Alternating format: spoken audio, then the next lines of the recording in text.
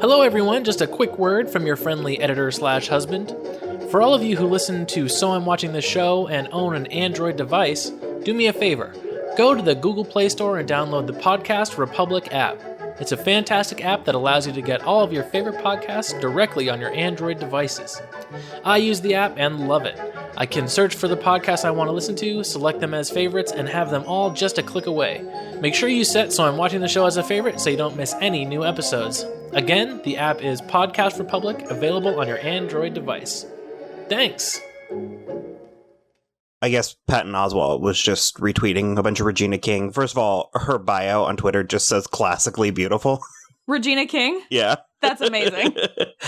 But she just retweeted this tweet, and the guy said, you know what I just realized? Regina King has got the arc most white male actors get. Yeah. She won an Oscar. Now she's playing a superhero with a love interest a decade younger, played by a hot rising star.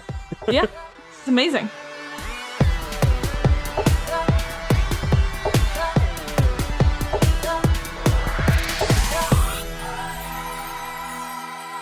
Black Christmas got stabbed in the heart, but the very next day, my friends went away. Sure. Okay. We're in a weird spot on this episode. Buckle up. Hello, everybody. I'm Will. And I'm Kristen. And this is So I'm Watching This Show. On today's episode, I guess we're going to talk about Black Christmas. I don't know what we're going to talk about. You and I haven't really talked about it. I think we're in exactly the same spot. I think mostly, yeah. It'll probably be a short episode. God damn it. Now we're going to go for 45 minutes.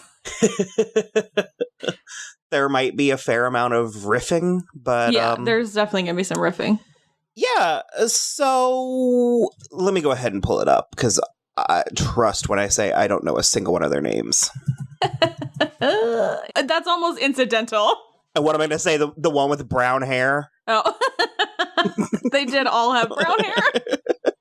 Except for the girl at the beginning. The girl that got murdered first. She had blonde hair. Yeah, I had issues with this. I mean, I thought I knew what I was seeing, but I was mad that people were dying in this slasher movie. I was a little mad too. I just was like, none of the girls necessarily deserved it. And that's what made me the most angry, is I thought they were going to deserve it more. Yeah. I mean, because my mind wandered several times during this movie. So there are chunks that I am like, wait, what happened? Mm-hmm. And I feel like even if I were watching, I still wouldn't really know.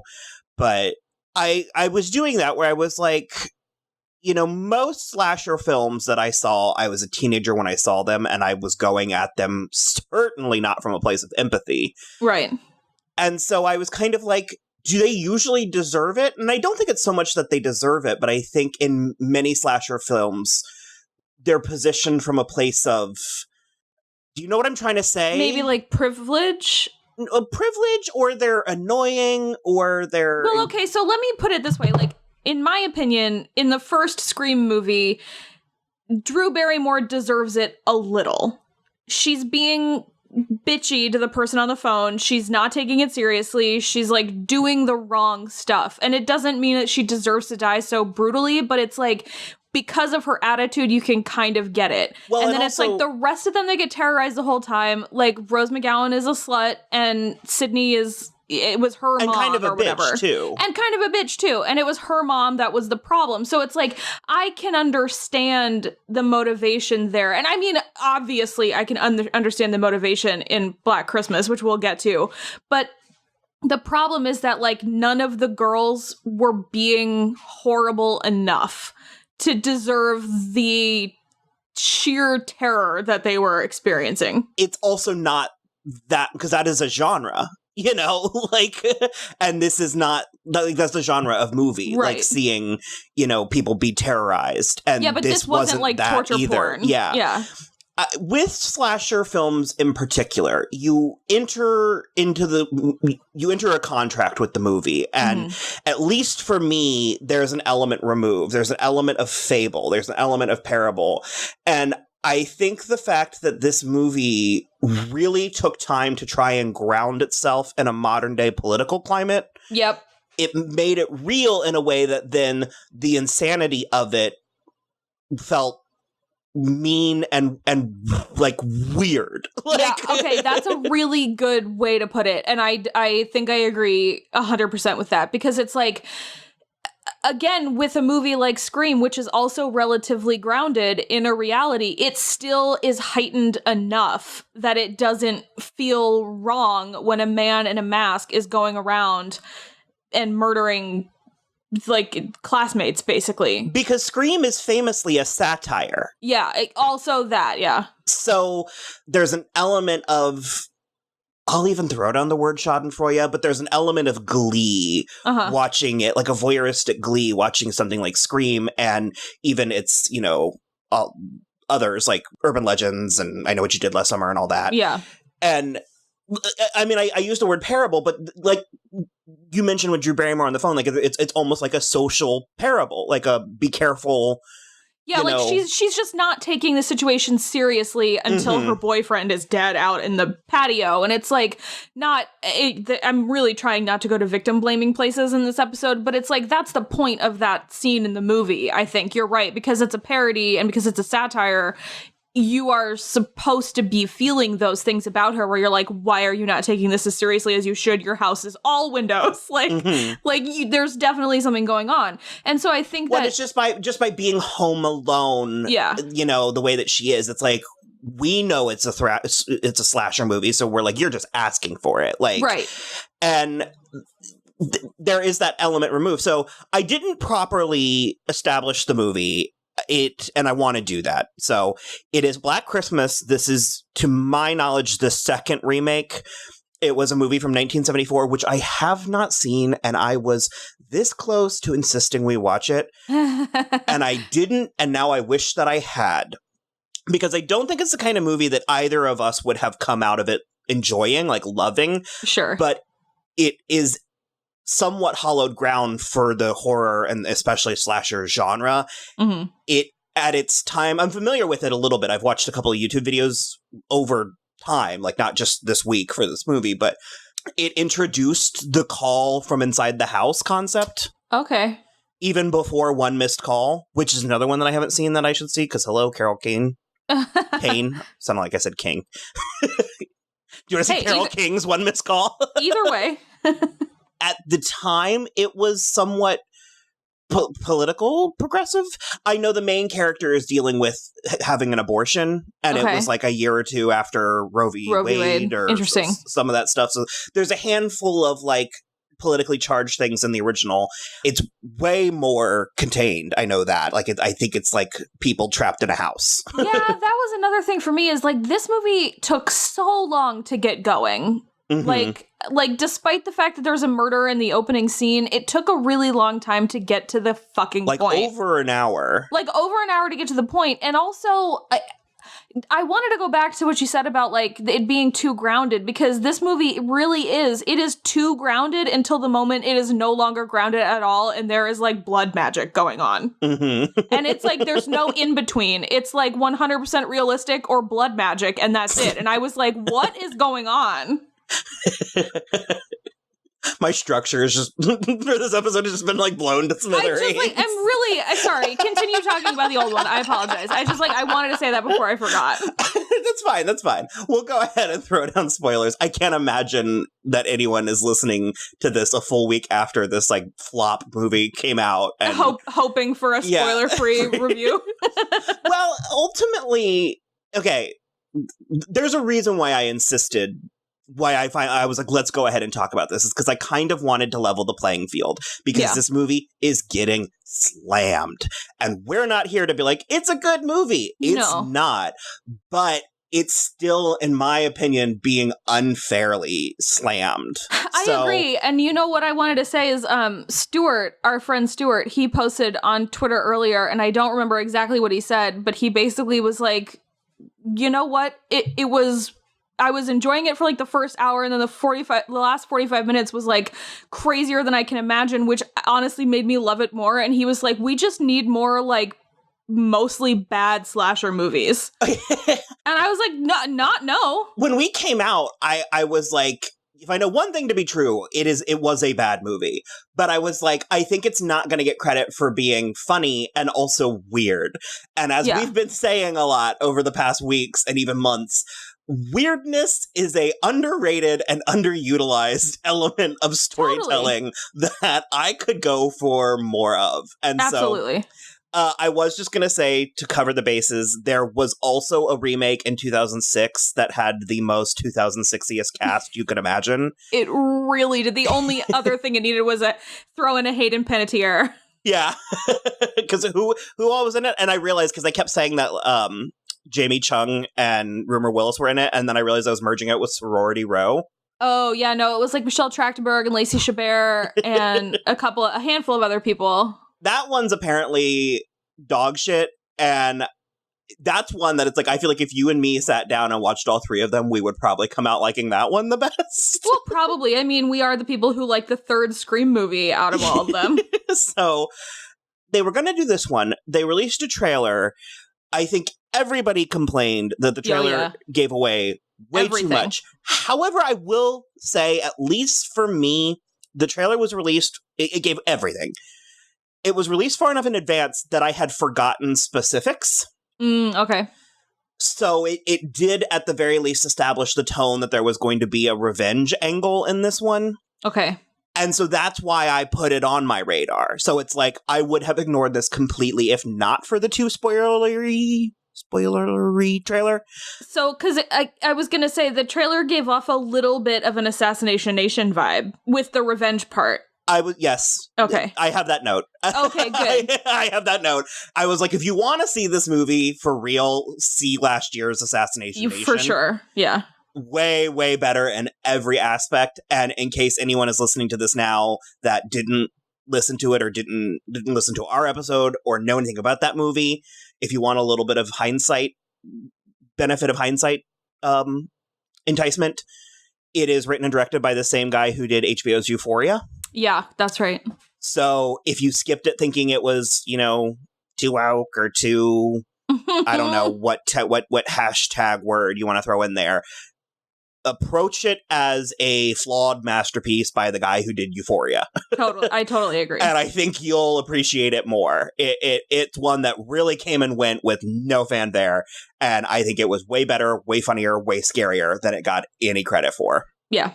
So the spoilerly trailer for this is what put it on my radar to begin with.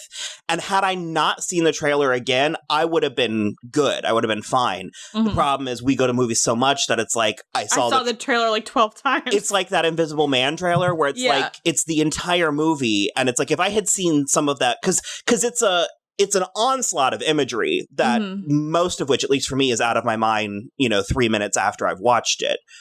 But when I then see it 4 more times, it sears. Yeah. So this movie, it's PG-13, which was another bold It was choice. Very bold, especially because there were a lot of shots that quickly cut to the back of someone's head with relatively obvious ADR over when they were clearly saying fuck and had them say something stupider instead. Yeah. And I was like, ugh. And a handful of the deaths, you get that they were dead, but you don't quite understand what happened. It cuts away so quickly.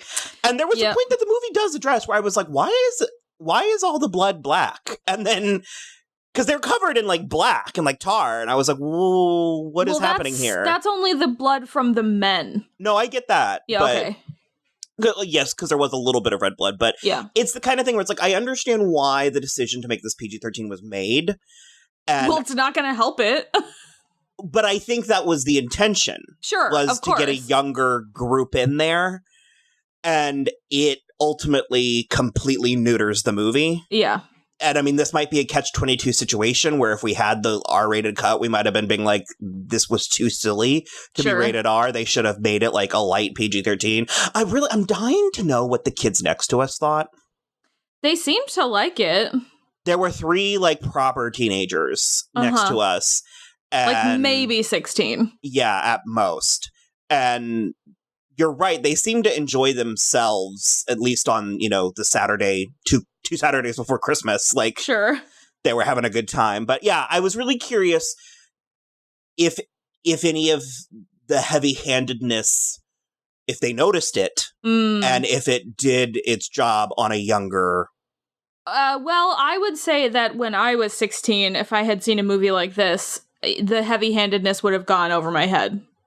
Oh. I was a lot less discerning when I was 16. Well, okay, I think we're saying the same thing, meaning that it wouldn't have bothered you. Correct, yes. Oh, okay. I was going to be like, how could you have missed the point? No. Yeah, okay. I think I wouldn't have, I think it wouldn't have occurred to me that it was being heavy-handed. Okay. I just would have been like, oh my God, yeah. Because, I mean... But as a 34-year-old woman in the world that exists today, this was heavy-handed. I mean, just absolute cinder block. And I mean, it's not that it was wrong. It was like it was shouting it in my face. And I was like, you can do this in a little bit more of a deft way. However, parts of it, like the way that they handled... Okay, I still didn't get to who was in this. Not that it really matters, I guess. Imogen Poots. I was like, it's incidental. Imogen Poots and Carrie Elwes are the only ones that mean. What happened? Because he looks really good in a way that he did not 15 years ago. Did he get good work done and start taking it more seriously? I think he had some bad work done and then it settled. Okay. Yeah. He looks really good in this and Stranger Things in a way that like, well, and I think he thinned out. Like, I think he was like, I'm gonna embrace what I am. Yeah, he gained a little weight there in the middle, and I think he got some bad work or like too much Botox or something. Whatever one of the ones that like wears off after a time. Okay, because in this movie, I was like, oh, it's you again. Good to see you. So, yeah, he doesn't do a lot. He could do more, in my opinion. He could do more. Well, I meant in general in the movie, but... Well, sure. Yeah. Both. Both, for sure. And somehow, and I don't know much about Imogen Poots, other than that is a name, but somehow she did a lot with this movie. She did do a lot, but it was in a way where I thought she was doing nothing at first.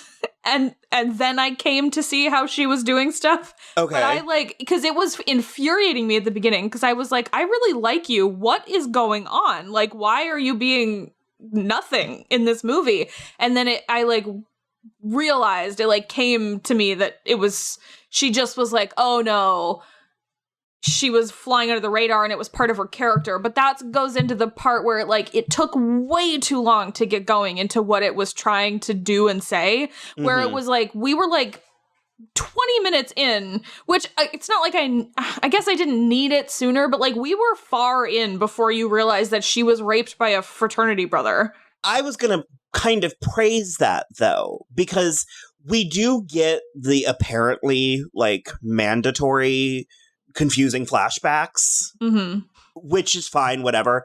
But I thought the movie kind of handled it well, because we weren't clobbered over the head with. And it sort of gave off that the trauma of it, I think, registered in her performance, where you were sort of like, what is wrong with her? And then you were like, oh, yeah, she's in the midst of recovering from something. Sure. And that all, I think, worked really well. I was so confused as to why they were doing this thing in the frat house, that whole pageant. That's the thing, is if for a movie that really beat you over the head with so much of it, there were moments where I was so confused as to the order of events, where I was like, how is specifically Chris, her name is Elise Shannon, she was on Charmed in season 1, this most recent Charmed, and I like her a lot in that, and I was really having a hard time with her in this, and she's the really super duper feministy one. It's given what we know about her, how is she participating? Yeah, how is she putting on a sexy Santa outfit and singing a song? And then it's we literally don't find out the actual crux of what they're doing until we're in the midst of it. And then we realize they're singing a song accusing the brother of rape in public, which, I mean, props, I guess, but also, I don't know, very risky game when you're in the frat house. Up in the frat house, me and you, and we know what I'm there to do. We're drinking and kissing, and what comes next? You and I have sex, but ho, ho, ho, I didn't know. Ho, ho, ho, I didn't know. Up in the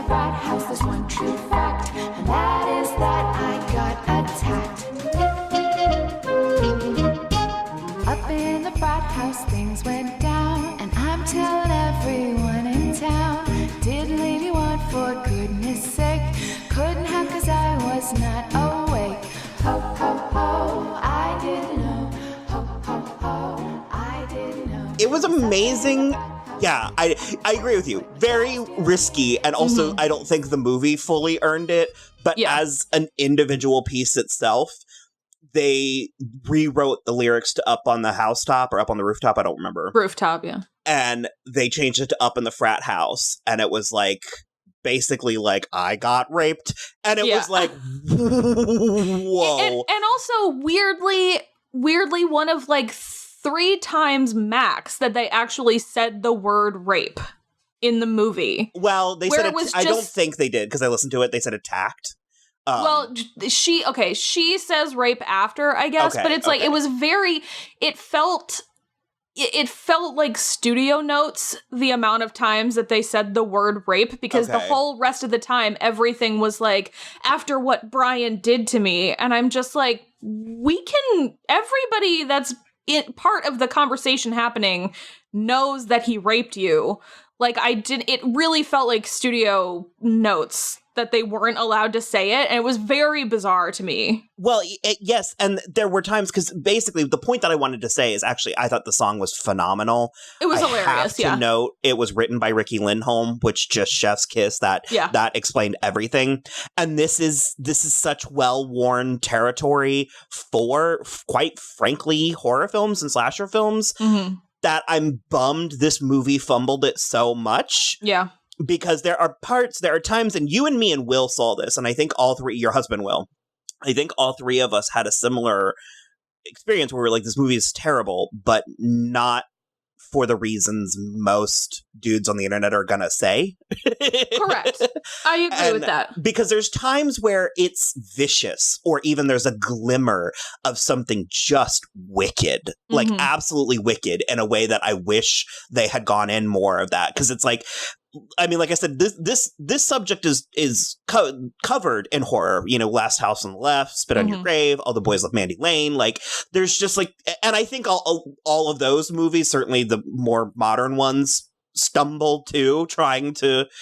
Yeah, I mean, we're only just coming to a place where we even know how to talk about a surviving sexual assault. I was going to make that joke from the Showgirls commentary where he was like, if there's one thing rape victims love, it's bloody revenge. Bloody revenge.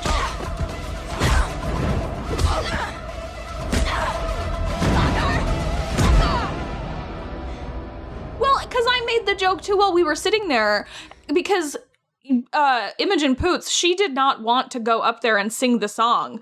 And literally, Chris, Elise Shannon, she was like coercing her into it so hard and using language like, don't you want to just like show these people and blah blah blah, like really, it's like very coercive language, and it was horrible. And I was like, yeah, rape victims really love coercion by their friends. Like, what the fuck?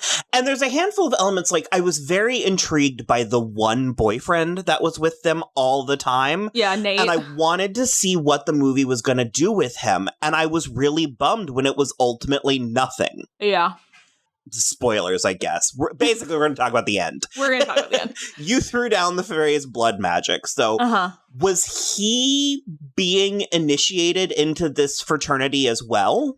I sort of think that the Deltas or whatever were like kidnapping dudes. And like not necessarily doing it to them. Not necessarily the frat house. I mean like a fraternity of men. Like, yeah. Because he mentioned that migraine out of nowhere. Yeah. And there's a really interesting, very wickedly funny movie in here. It's just not what came out on the screen. Even the girl with the diva cup, it's like, that's so weird and so funny. And because you kind of were like, men wrote this. And then you were like, well, maybe not. And you were like, fuck if I know. Fucking 2 women wrote this. And I was like, how did you allow... Okay, so she comes into Imogen Poots' room after Imogen Poots is looking at her body longingly in the mirror with like a sad look on her face about her body, and I was like, I would kill to look like Imogen Poots. And it's just like the most lazy shorthand to be like, I suffered a bodily trauma. And then this girl walks in so chipper and she's like, I can't find my Diva Cup and I have a final. And it's like, she literally says, how did you lose your Diva Cup? And she says, with abandon. And I'm like, no. I forgot how funny that was. None of that is correct. So then Imogen Poots gives her a pad and she unzips her pants right there and just like shoves the pad in her underwear. And I was like, none of this is correct. Because then I was like, well, maybe a man directed it. Nope. One of the writers directed it. Okay. And I was like, how did any of this get allowed to happen? You obviously have the technical knowledge that I don't have, because I don't know how accurate any of that was. But what registered to me was the fact that women are actually really funny and weird when they're together. Well, yes, that's accurate. And so that part of it I responded to, and I kind of wanted more of that, like less like, let's have a pillow fight in our underwear, and more of like... Obviously, yes, but it just was like the mechanics of that are like, that's why men are confused about how women can't stand up to pee. That's not how any of that works. I wasn't confused that women can't stand up to pee. I took umbrage with the word hard. I didn't understand how it was hard to pee. And you explained it. If anybody wants to hear that conversation, it's in Jumanji, yes, the first part. Because that's the other thing is like, we, the audience, know what is going not the blood magic part, but we know what is going on and that someone is killing these girls and it's only a matter of time. And so we get one death in the beginning and then we get like one death in the middle of the first like hour and 20 minutes. And it makes for an unsatisfying viewing experience because we're not in the girls' perspective. Sure. Because, I mean, not only did we know going in it was a slasher movie, but we have seen twice masked figures kill people. And so that adds to, like, the dullness of that first hour, where it's like, if we didn't know what was happening, like, if this was actually sold to us as more of a mystery, then I think the first hour wouldn't feel so listless. Does that make sense? Listless is such a good word. Yeah, that makes sense. I agree. If you're right. And I think part of it is to do with the trailer, because if I didn't know there was like fraternal blood magic going on, and I was just like, I think I would have been more tense at the beginning when it was like mostly normal. But like as it stood, I already knew that the fraternity was obviously doing something creepy in what is presumably the most haunted school in the universe with all those fucking gargoyles all over it. I was like, my college is older than that one and we didn't have fucking gargoyles on it. It's ridiculous.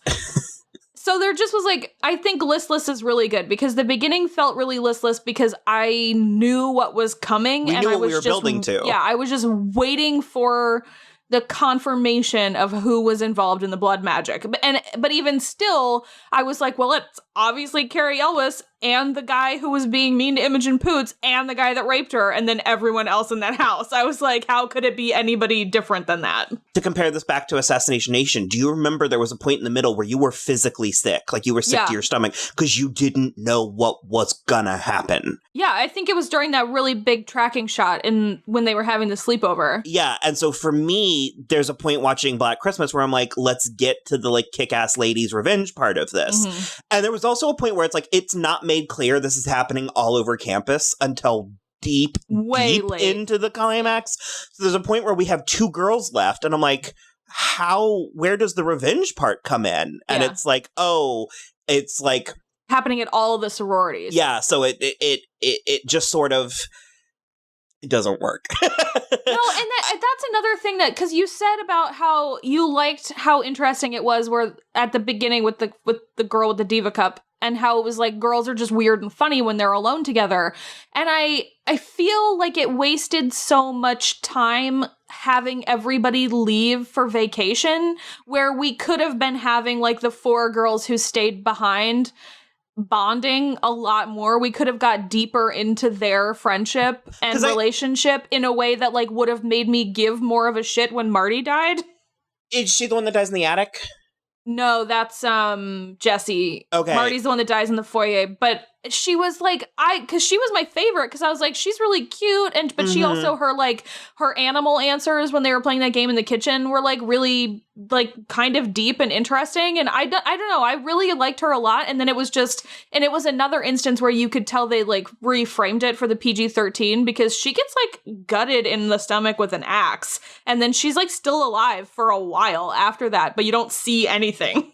Yeah, because I was going to say, a lot of the chatter that I saw was talking about how stupid and boring the girls were. And while none of them were dynamic, that is true, I did see glimpses of life in them. And I did think that they were cute. And because Marty, is she the one that was cooking the ham? No, Jessie was cooking the ham. Jessie was what? Okay, so Jessie, I liked Jessie. And I said this with Krampus, and I doubt myself when I repeat points too much. It's like when you're doing a multiple choice test, and you're like, I've bubbled in C too many times. Yeah. But it felt mean in a way that the movie... It felt like it was breaking rules the movie had laid out. Especially because she was a little sister. Like, she was, I think, Imogen Poots' little sister in the sorority, and it just is like not... I don't know. It was very... I don't know. I hesitate to say that I think the girls should have deserved it more, because it's like a weird thing to say in general, but like that's a path to walk down. Well, with other slasher movies, it makes more sense to say that the victims deserved it because they are written in order to deserve it in certain ways. But like in this movie, because of the message the whole movie is sending, and it's like Happy Death Day.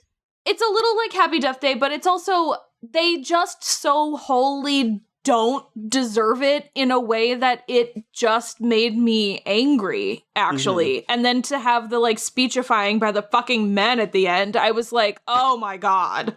It was frustrating.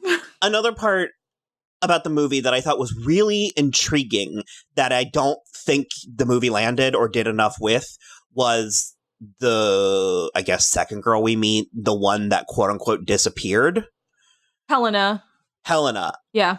That part was interesting. That part was hella interesting. Okay. I would have preferred more of that, because also her language was very like trad wife nonsense. And I was like, ugh.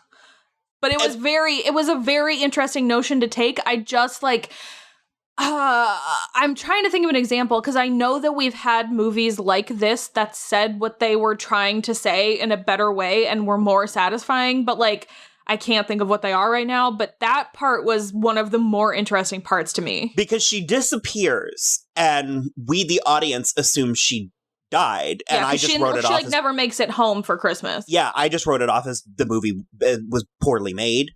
Mm-hmm. But I did notice, and I'm like, well, we saw the girl before her die, and we saw the girl after her die, and we did not see anything. So when it is revealed that not only is she alive, but she's sold out, like she's basically in league with the men. Yeah. That was really interesting. And her conversation, her little, very short conversation with Imogen Poots about like, don't you want to embrace your natural state? And like, that stuff. There's a really, really, really interesting movie, because it's like went to such a Stepford place. Well, I would see your Stepford and raise you a Handmaid's Tale. That went to a very Handmaid's Tale, the wives and the Handmaid's Tale type of place where, you know, there are certain people who just would accept the new status quo, no questions asked, and to have one of those in this movie, especially if you get to sit at the right hand, totally, and to have that in this movie, the society kind of tackled, like not that plot exactly, but similar stuff like it, yeah, and so to have that plot point in this movie, where like every other girl that we meet is fighting back. Mm-hmm. It's a very interesting juxtaposition, and that for me was the biggest glimmer of a better movie that like just didn't make it to the screen. Mm-hmm. Because I was like, having them have that conversation together, having her be one of the sisters, but like willing to sell out everyone else. I don't know. I was very interested and intrigued by that, and then it just also fell apart because then they killed her. And I was like, okay. Like the men killed her. And so, but that again, having the men kill her was also pretty interesting, because she wasn't killed by the women as collateral damage or like revenge for setting them up. She was just as disposable as the rest of the women, which is like another level of commentary. Which is ultimately probably true, but it doesn't, it undercuts the thing. It undercuts some of it, but there's a moment in this movie where I started to make a joke to both you and Will, and I wish I had. I feel like it was a scene where they were walking down the street, and it was like a POV from inside one of the houses, like someone was watching them, and I started to make a Suspiria joke. And I wish I had, because this really does turn in some weird kind of fucked Suspiria light thing. Yeah, a little. And other than it is based on the first Black Christmas movie, why the hell is this movie take place during Christmas? There's no reason. I mean, the only thing I can imagine is so that there are less girls around, so that it's like easier for the frat guys to kill them. Because so many are gone for vacation, but that's the only thing I can think of. Then I wish we got more. I mean, not that we needed more men or more for. Well, maybe we did need more for the men, because it's like, I want a reason why they're doing this now. It's like if they could tie it into some kind of like pagan, I don't know, midsummer ritual. Well, what they said in the movie is that it wasn't until Chris got the bust of the founder taken away from a public building and they put it back in the founder's fraternity. And so that's the other thing, is I don't think it could have been all the fraternities, because it was only like the founder's fraternity who like did it. So I don't know, but it also like, that was a thing that really annoyed me, because on the one hand, this felt like an ancient thing, like the frat in Buffy in like season 2 of Buffy, when they like get trapped in the frat house. And so it felt like that to me, but then you come to find out they've been doing this for like 3 weeks. And I was like, what?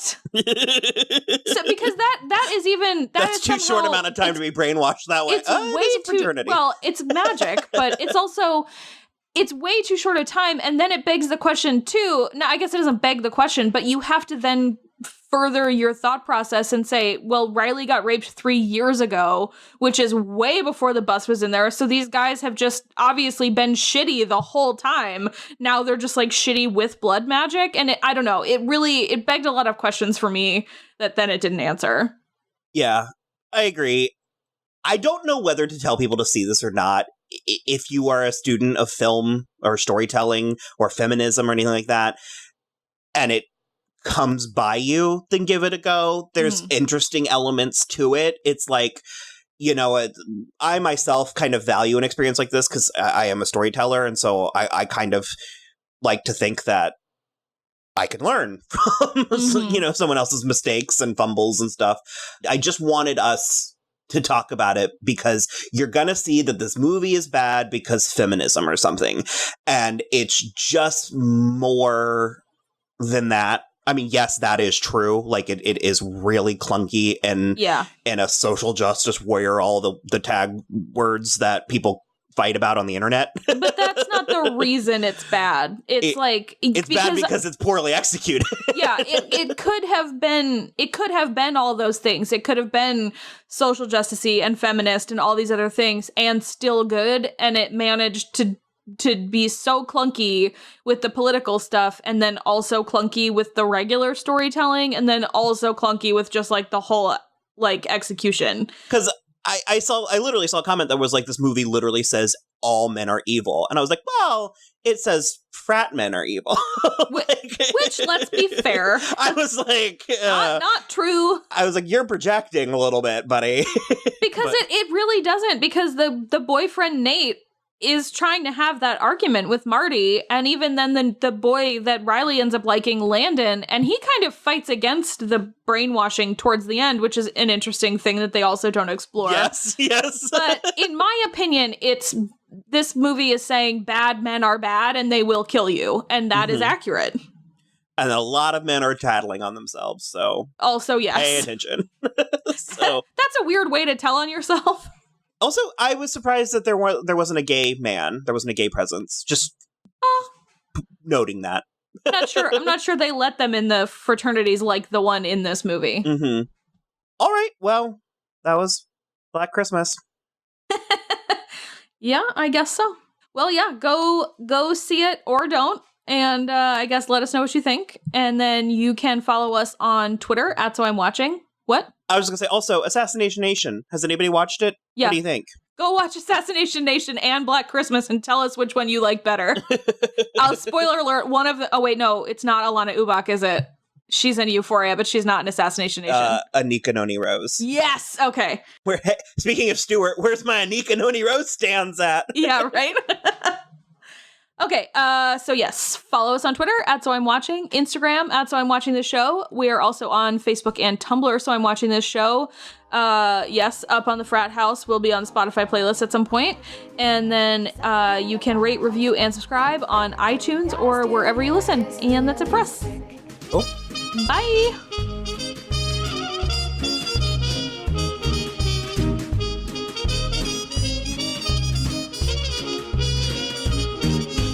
There's no more protecting you.